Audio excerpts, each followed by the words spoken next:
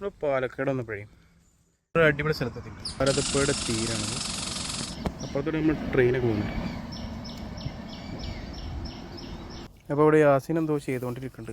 നമുക്ക് എന്താ ചോദിച്ചു നോക്കാം. എന്താ യാസീനെ? അതായത് നമ്മളിപ്പോൾ നല്ലൊരു നാച്ചുറൽ വൈബ് ആംബിയൻസിൽ ഇരിക്കുകയാണ്. ഈ സമയത്ത് ഒരു കോണ്ടൻറ്റ് ചെയ്യണമെന്ന് തോന്നി. കോണ്ടൻറ്റ് ഐഡിയാസ് ചെക്ക് ചെയ്യാൻ വേണ്ടിയിട്ട് GPT ആണ് യൂസ് ചെയ്യുന്നത്.